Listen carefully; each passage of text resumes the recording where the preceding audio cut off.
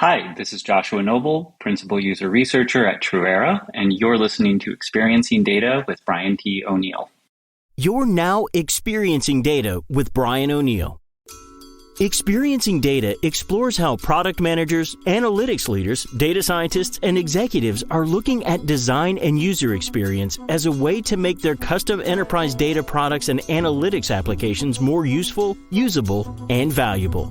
And now, here's your host, the founder and principal of Designing for Analytics, Brian O'Neill. Welcome back to Experiencing Data. This is Brian T. O'Neill. Today I've got Josh Noble on the line from TruEra. You have an interesting background in design and research, and you're particularly working in the tools for data scientists. So I thought this is sort of almost like a meta episode, but I love that you're bringing that design lens and the research lens into this space that we talk about on the show. So welcome. Thank you so much for having me on. I know we've talked about this for a little while, and I'm glad we're making it happen. Yeah. The first thing I kind of wanted to jump into was when we design for technical users, and I've seen this in a couple different domains, there's this, I don't need it simple. I don't want it dumbed down for me. I would imagine maybe some listeners are kind of like finding it not funny, but surprising that a company would invest in design and research for tools for technical people who are supposed to know how to use technical stuff. Why does it need to be easy or useful or usable? Like they'll figure it out. Why do we need a Joshua at TruEra? That's a fantastic question. And one of the things that we find with our primary customer, our primary user, which is a data scientist, is that they have a workflow that they have made work. And when you come to them and say, we have a much better way for you to do your job, we have a much better way for you to approach some of the problems that you're trying to solve, people are sometimes reticent to change what they're doing. Because they want to think that they know best, and technical users pride themselves, rightfully so, on their expertise, but also because learning new things, changing the way you do it is a little bit intimidating. If you have a pattern or set of tools or workflows that you know work for you, when you try something new, it might not work. Maybe your boss is going to look is going to say that was a waste of time, or gosh, this didn't have the results we were hoping for. And so it can be a little bit challenging to get extremely technical users who have deep expertise to think about new ways of doing things. The way that we approach that is by looking at the concerns that they have and the problems that they're trying to solve.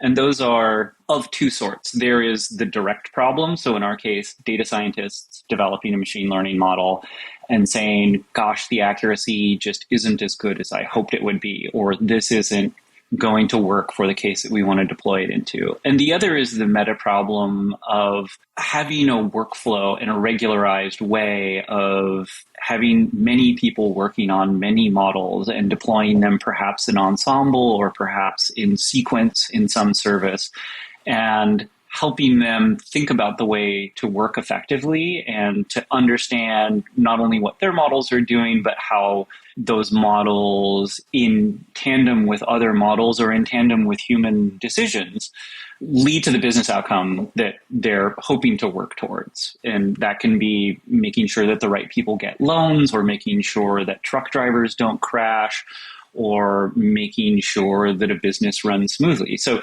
we come to them initially, usually from the angle of, here is the day-to-day problem you're trying to solve: model accuracy, model performance, speed. In the case of regulated industries, a lot of regulation and potential liability that they need to account for in their model development process. And we come to them there and say, these are the things you need to think about. We can help you think about not only these specific problems, but how that fits into the overall bigger problem of being a data scientist, providing machine decision support inside a business or organization, and needing to do that with many different stakeholders, potentially many different data scientists, potentially many different regulatory regimes. And that is generally, I find, a much better way to approach people with, we've got a new way for you, is to say, here's the simple thing that you thought about this morning, but here's how that levels up into the bigger thing that's going to shape your job and your organization more broadly. A little bit of context. My understanding is TruEra, as you said, you're working to help mitigate bias in machine learning. So is this to debias models, and you're trying to surface the information that's relevant so that they can understand where bias is and to try to deal with it? Is that effectively what you guys do? We have a broad focus on what we call AI quality management. So we want to make machine learning better by testing it, helping people analyze it, helping people monitor models. Bias and fairness is an important part of that, as is accuracy, as is explainability, and as is more broadly AI quality. And so we're not looking exclusively at bias and fairness, but those are, we believe, things that come out from an approach of being honest about like what goes into AI quality, what makes a machine learning model both trustworthy and accurate. You have a design and research background. You're currently in a UX research role. Is that correct? Mm-hmm. Yep, I am the user researcher, and so I spend a lot of time talking to data scientists, and I worked as an interaction designer for about 12 years, but also went and got a master's in data science a few years back. And so I'm in the somewhat unusual position of being a designer who does understand the pain of like working with multiple Jupyter notebooks and, and trying to understand why your job's running really slow and training a model. Your street cred just went up with like half of my listenership, I'm sure. Like it's better than my street creds. But what I want to help listeners understand who perhaps don't have user experience researchers or those kinds of skill sets on their team, what are some like tangible, actionable findings that you've gotten out of talking to data scientists that went back into the product in terms of a feature or a change to an experience or something, some kind of because you're really there to help inform the design of the experience and the interfaces, correct? What are some things that maybe you had that changed as a result of this, either through, usability testing or just you got in front of it such that you didn't have to do the wrong one first, you got to do the right one out of the gate? I think one thing we look for in user research is trying to understand who different users are. And a lot of times people refer to this as personas. I think that sometimes becomes a little bit more marketing related than I necessarily think of it as. So it's not that we're looking for women between the ages of 35 and 50 who live in Midwestern states. That's not what we're interested in. We're interested in the team dynamics and the verticals that people are in, their level of experience with different types of machine learning. Typically, it's more helpful to think of those as roles.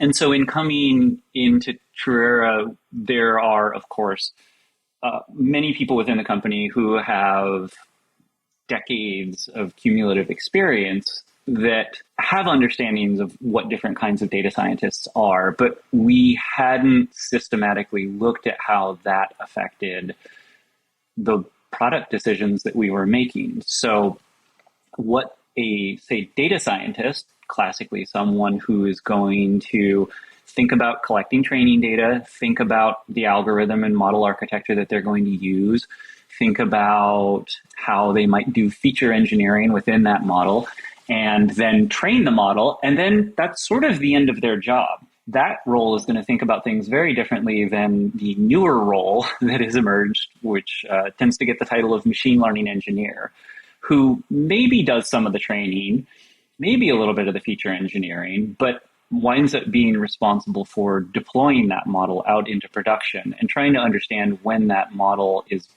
experiencing what we call drift. So the data coming in no longer matches the training data quite as well as you would want, or the model performance is being degraded for other reasons. You run into data pipeline problems, et cetera. These two groups, the data scientist and the machine learning engineer, they think quite differently about the problems that they need to solve, and they have very different tool sets. They may even have very different backgrounds. Machine learning engineer is far more likely to have a computer science background. A data scientist is more likely to have a statistical or mathematical background. And that means that they're going to have different approaches to doing their job. Looking at how we can think about making a product and building tools that make sense to both of those different groups is a really important part of user experience. And we call that personas, but really it's more about the role that someone has in their company and even the type of, not just company, but organization, the type of organization that they're inside of. You surfaced that there are these multiple roles or personas, whatever language you want to use. You've surfaced that these exist. And then there's the so what from a product management standpoint. Who are we going to care about? Now you have to decide who you're going to care about. Do we care about all of them? Are we going to make it easy, especially great for machine learning engineers, and the data scientists will have to just deal with it? Or it's really for data scientists and the ML engineers will kind of just have to go along with it? Or it's one product that makes trade-offs? How does your work become actionable in terms of the design and interaction design, user interface, et cetera? Well, in this case, in specific, we have a monitoring product that we are getting ready to launch. And the machine learning engineer is really our target role for the monitoring product. The diagnostics product that we already have out in the marketplace is a little bit more oriented towards the data scientist. The thing is that most teams will have both of these roles on them in some capacity or another. And we realize that we don't want to fork our product. We just want to be able to support both of these roles. And we want to, as much as possible, encourage them and help them collaborate with one another in showing what might be going on in a production model that's out there, making real predictions and returning real data into the world. The machine learning engineer give them all the information they need to go to the data scientist and say, I think we need to relook at this feature, or I think we need to retrain. And then also support the data scientist knowing what it is they need to do to their training data or their model to make it perform better so they can get it out into production. So it wasn't, in our case, it was realizing that we needed a monitoring product and realizing that the key differentiator that we were going to have was enabling that addition of the monitoring product to allow two different roles to communicate with each other more effectively. I'm imagining, I don't know if this is just like a learning tool or there's some kind of dashboard where it's tracking metrics. You can kind of see what it's doing in real time, and maybe it spits out information when you go off the rails, the model's drifting, you get some kind of alert or whatever. How did you go about designing that, deciding what that was going to be? And did you land in the place where you thought you were going to land, or through the process of doing research, the UI has drifted, so to speak, into what its current thing is? Tell me about the practice of taking your insights and they become outputs, interfaces, experiences, etc. I'm a big advocate for iterating with users to the degree possible. Get things in front of people so they can tell you whether it works for them or not, whether it fits their expectations or not. We talk to different types of machine learning engineers in different verticals. Some of them extremely small companies that are more focused on tech products. They're much more willing to use new services to change things up quickly, to store their data elsewhere. We also talk to a lot of machine learning engineers who are in much larger companies that are slower to move, need to be much more careful with their data, less likely to take on new tools. From that came up with a few different approaches that we want to support concurrently.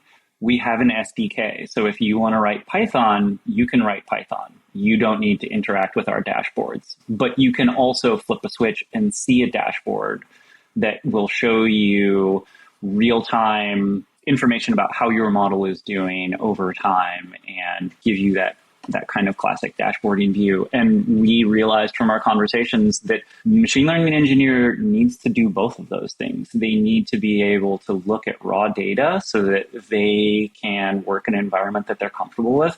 And they need to be able to see graphics not only for quick glanceability, but also because a big part of their job is communicating with other business stakeholders, people who don't want to look at a giant table, people who don't want to look at code, but people who are interested in model performance, and in particular, how that model performance ties to some KPIs. From those conversations, we realized that we needed to do two things. We needed to support two different uses for our monitoring tool, and it is a dashboard and alerting and tie-ins to our diagnostic product so that you can go from getting an alert that tells you something is off with your model to looking in the dashboard or looking in the SDK and seeing what that is, to then going into root cause analysis and trying to understand exactly what might be causing that and what you need to mitigate it. This idea of more information is always better. So I want to talk about designing for technical users. In my experience in this space, it can be very hard to either not convince the users. Often it's convincing the internal team when I'm coming in as an outsider that maybe there's too much stuff here and that all of this telemetry, which that's in there. Subtraction is also a design tool, right? It's not just about adding stuff, but sometimes we need to take things away to make the experience overall better. And it's really hard sometimes to let go of anything that's made its way into the product in terms of data, to take it away, because someone can come up with some obscure reason why you might want that metric. Even though no one can actually name a single use case right now, there's just this fear that someone out there might be using it. And I'm curious, have you found this also to be a challenge where removal is a difficult design tactic to use, or not necessarily? Have you guys taken things out of the product that aren't working, or pieces of data that maybe in isolation are not particularly useful? It's just kind of false signal. We haven't been removing much functionality, but what we've been doing is trying to look at the ways that not only people think about AI quality, but also the way that they actually work, and say, we should group this bit of functionality in this one workflow.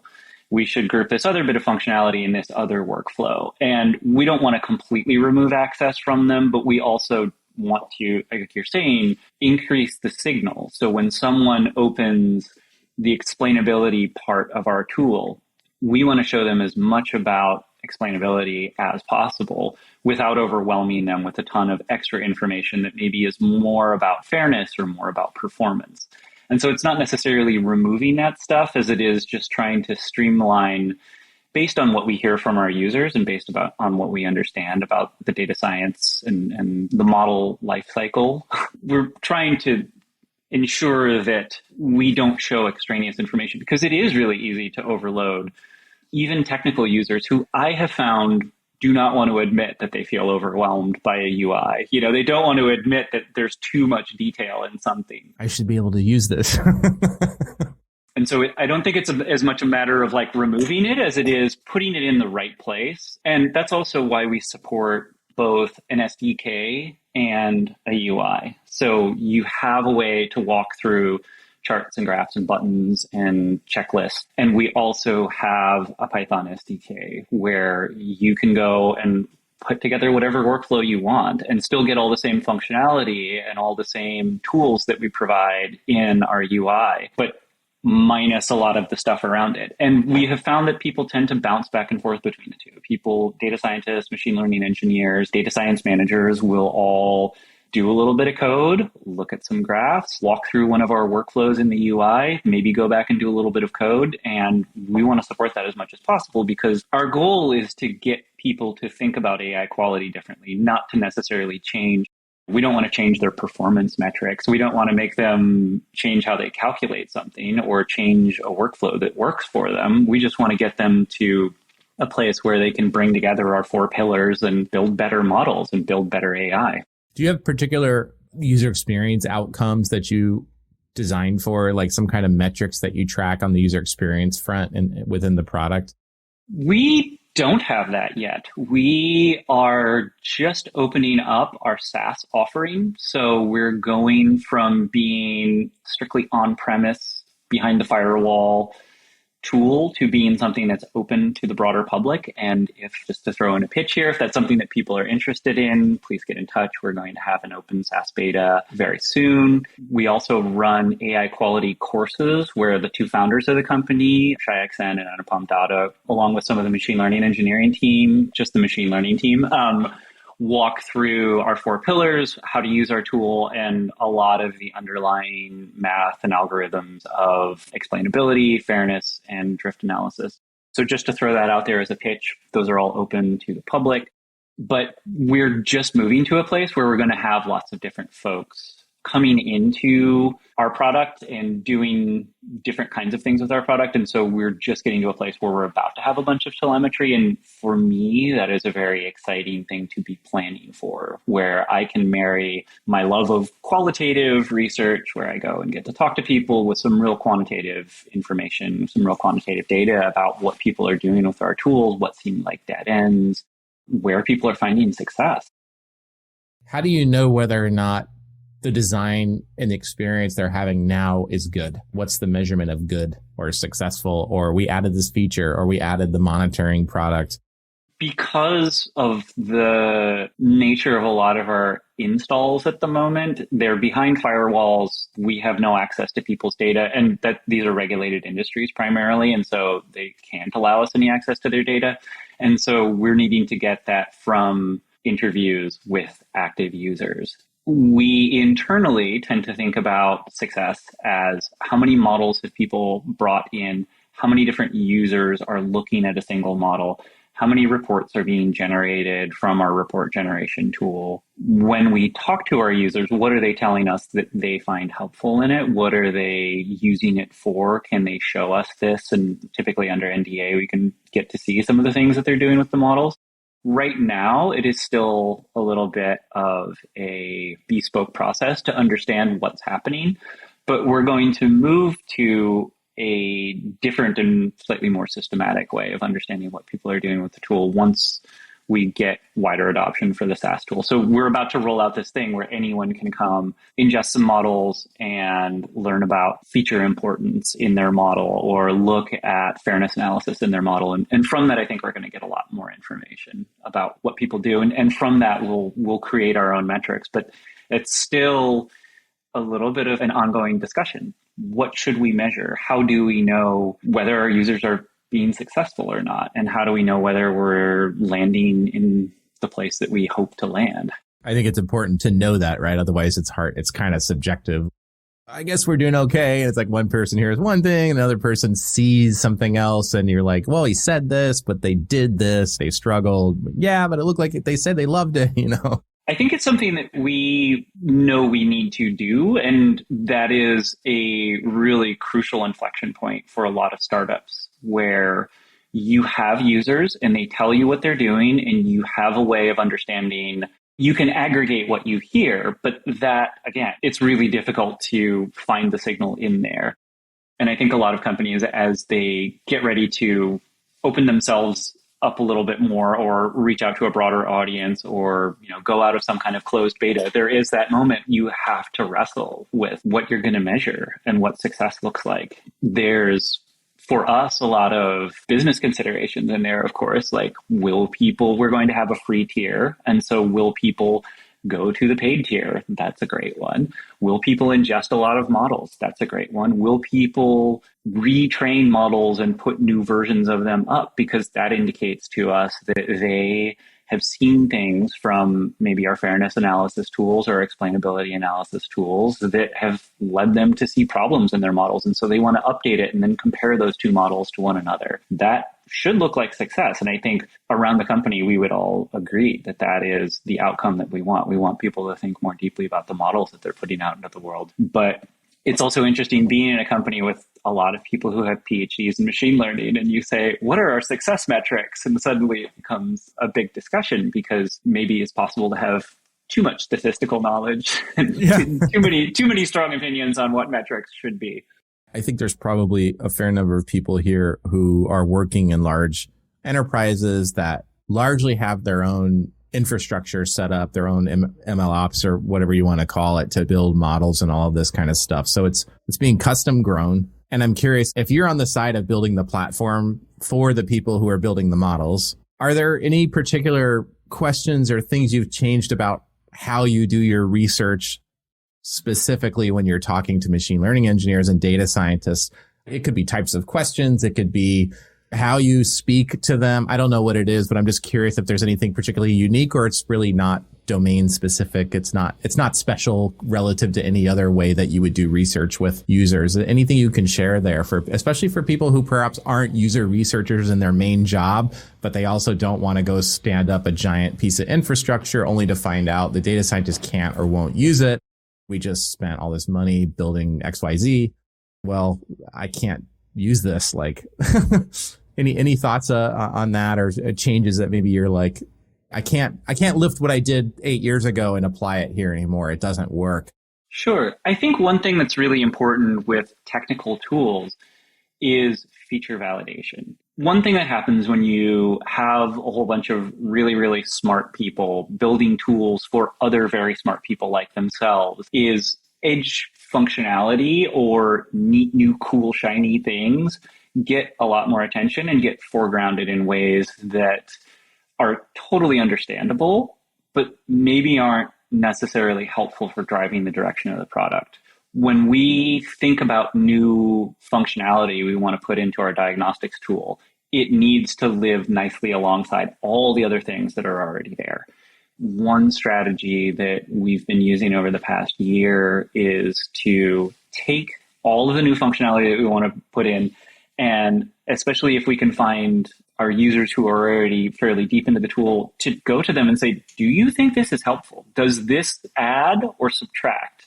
And people often won't tell you that, oh, this detracts from my experience, or I find this, really distracting or confusing. But they will give you a sense of whether it fits into what they really need and the way that they've learned to use your tool. And that kind of feature validation, I think, is a little bit different than the usability research that I tended to do when I was working at design consultancies, because we would either do some sort of foundational research that would give us an understanding of who our users were, what the market was. We would maybe do a little bit of product market fit work. And then we would design some stuff, usually with users directly, pass it off to our clients who then would do the hardcore usability research themselves. I'm finding now that there is this intermediate step where you want to look at new features in the context of all the things that you already have and make sure that you're adding the right thing and that it's fitting into the workflow in the right way. So that kind of feature validation, I think, is extremely important. And I just want to jump in here for the listeners. We're not talking about machine learning model features, right? We're talking about functionality within the application, the tooling that you're making, correct? Correct. Okay. Right. Cool. I just wanted to. Yeah. When we add a new chart, we kind of think of this as like, let's validate this feature. It is a good point that a lot of times our charts are about the importance and influence that specific features in a machine learning model have. And one thing I have found as well is that navigating the language of data science and product development, there's a lot of overlap in somewhat unhelpful ways. Right. Such as feature. Such as feature. Right. Let's talk a little about features and explainability and interpretability. So my first question is, do you see a difference here between, I used to think this was all the same thing, but my perspective on it has changed, between explainable AI, like explaining what the model did, which is not necessarily about interpreting the results as a user trying to understand, like the score was 87 and the biggest feature, the biggest reason why I got an 87 was because the zip code is within 2 miles of whatever. Do you think about both sides of these, or is this just one thing to you? Talk to me about the importance of explainability and what you've learned here as well.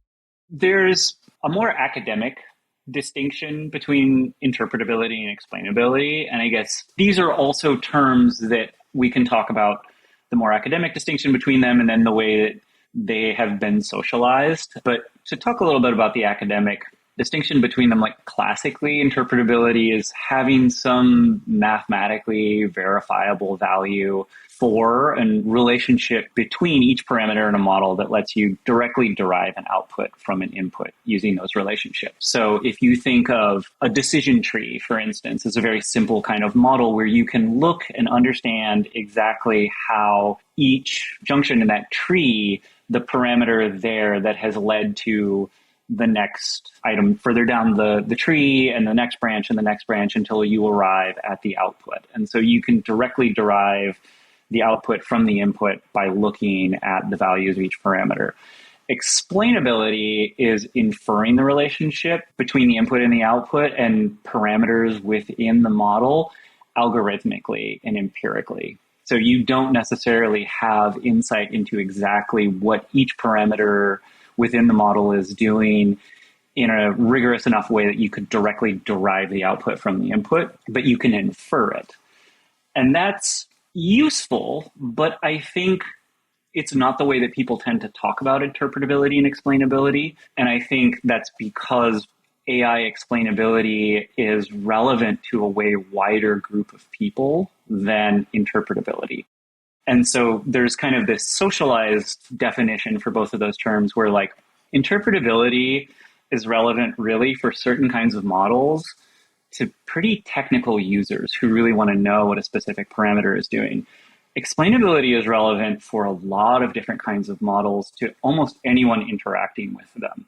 And that's something we find with our users who make heavy use of the explainability functionality that we have. I was about to say features, but the explainability functionality that we have, where they need to tell a stakeholder why the model decided something, and they need to defend that decision, or they need to provide information to a stakeholder that validates and justifies the model as a part of some business process. So it's about building trust and understanding in a model's behavior. And so because of that, I think explainability tends to touch on a lot more kinds of people and a lot more situations, and it gets a little bit more muddy as a term. But really, it's looking at model features and trying to understand what each feature contributes to an output.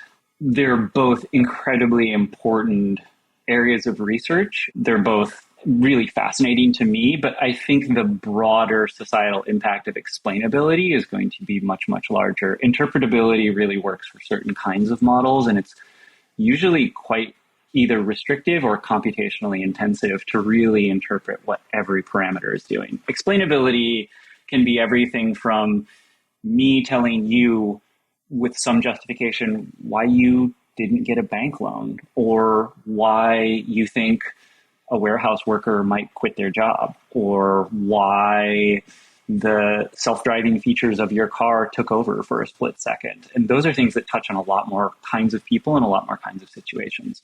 How did you get to this point where you felt like you needed to go get a degree in data science? I mean, you have a design background. It's pretty unusual. Was there a moment that drove this, or was this a slow curiosity or just interest in math and statistics? How did you get where you are now? Like, what made you jump into that pool?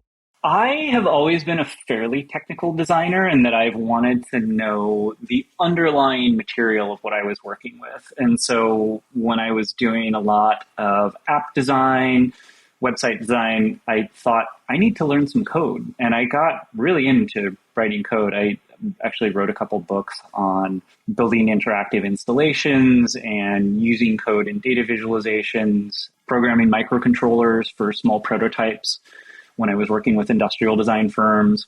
I've always wanted to know what was going on underneath the design. I think it's an important part of designing anything to understand how the thing that you are making is actually built. And the folks I know who do footwear design go to factories a lot. And the people I know who do furniture design spend a lot of time in woodworking shops and think about wood very deeply. For me, as a designer working in software, I wanted to understand what was going on underneath the stuff that I was making. And so I learned to code, and I've always had that approach.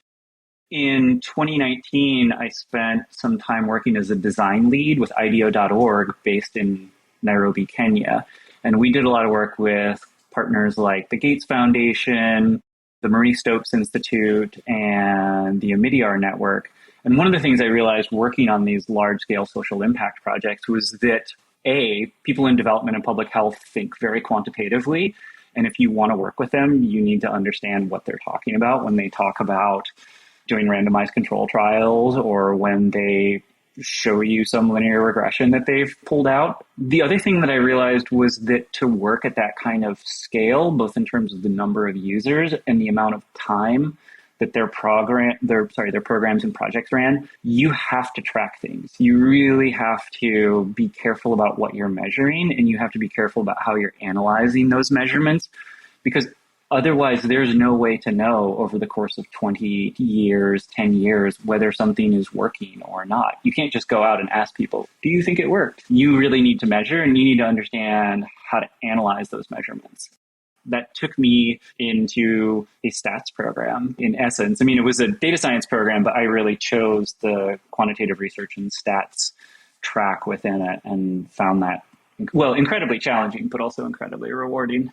It might be worth just sharing with this audience, because I don't think most of them there's a subset of designers and user experience professionals that listen to this show. That's not really the primary audience, though, that it's actually not, especially in the digital design space.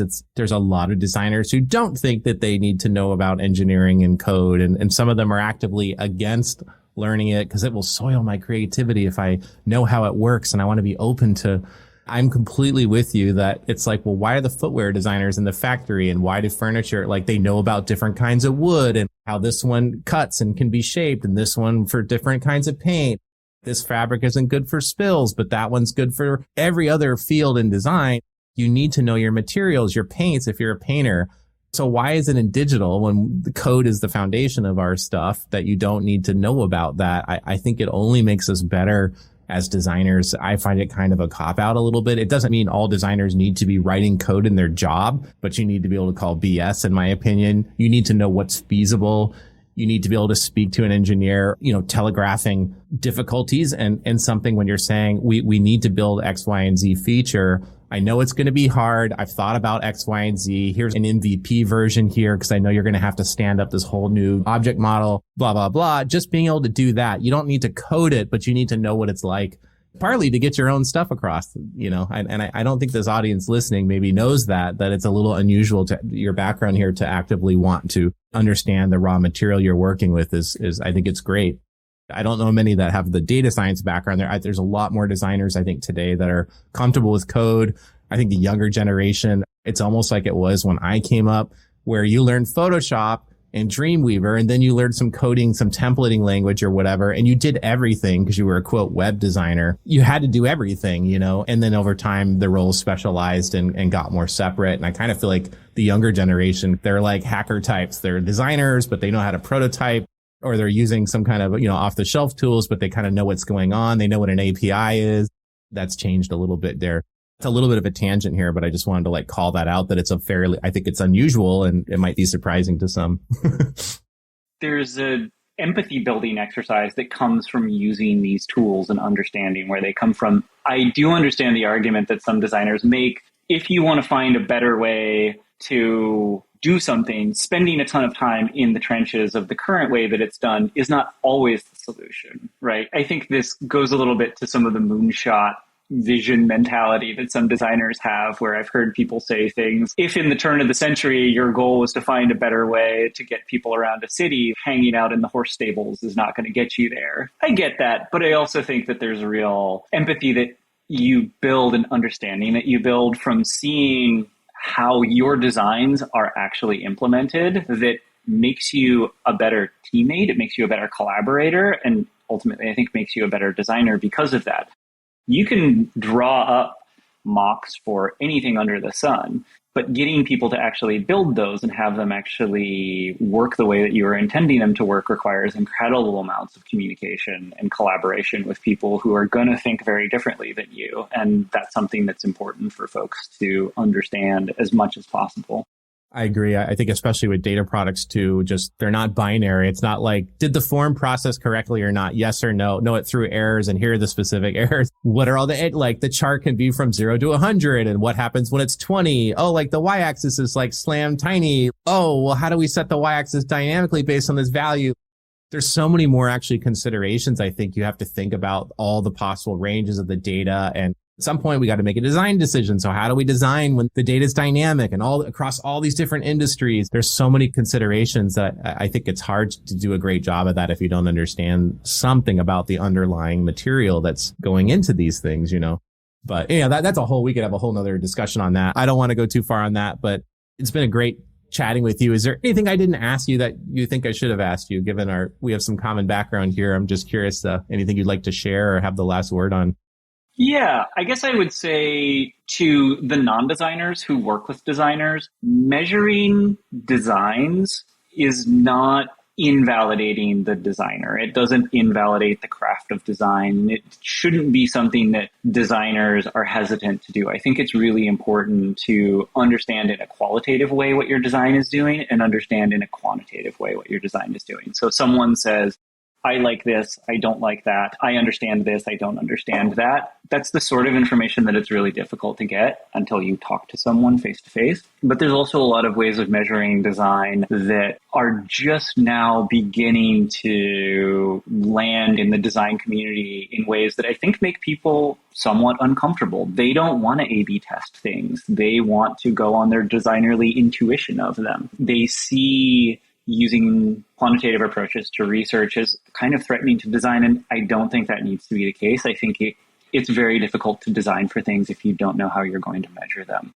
And I want to, as much as possible, bring that to the world of people who interact with designers a lot and to designers themselves. You don't need to be threatened by these things. These are going to make your products better, and they're going to make you better because they're going to help you understand at a larger scale what your users are seeing and experiencing and what your products are doing. If I could leave with one thing, it would be to say there is this great world of data-driven design that's just now beginning to emerge on both sides of the design divide. And I see people feeling a little bit threatened by it or worried about it. And I don't think that needs to be the case. And I think it's going to be a great thing for people building products and for people designing products. I'm with you there. I can relate to what you're talking about there as well. And that's good. That's great insight. Thanks for sharing that. Great to talk with you. Where can people follow your work? Do you publish anywhere, or social media, anything like that? Yeah, come look at TruEra. We have our AI quality courses that are run quarterly. They're open to folks who want to sign up for them. We also have our SaaS open beta that's going to be starting soon. So if people are interested in signing up for that, there's a form on our website where people can do that. I personally am occasionally on Twitter and writing there, and I keep a fairly active Medium blog going where I'm trying to write a little bit about what this vision of data-driven design that I see in our near future might look like, both for designers and for more quantitative researchers. Awesome. And just some people probably won't go look at the webpage. Can you say what some of these URLs are? Like, what's the Twitter handle, for example? Sure. The Twitter handle is FCTRY2, so Factory 2, which is what happens when you use the name you thought was clever when you were 25. I have been on Twitter that long. And Medium Joshua Noble. Yep. Medium, just think it's Joshua J. Noble now that I think about it. And it's TruEra is TRUERA.com? Yes. Cool. Well, thank you so much, and feel free to shoot me those links, and we'll get them into the show notes and stuff. I really appreciate you coming on the show and chatting with me today. Yeah, thank you so much for having me. It was really, really fun. We hope you enjoyed this episode of Experiencing Data with Brian O'Neill. If you did enjoy it, please consider sharing it with the hashtag #ExperiencingData. To get future podcast updates or to subscribe to Brian's mailing list, where he shares his insights on designing valuable enterprise data products and applications, visit designingforanalytics.com/podcast.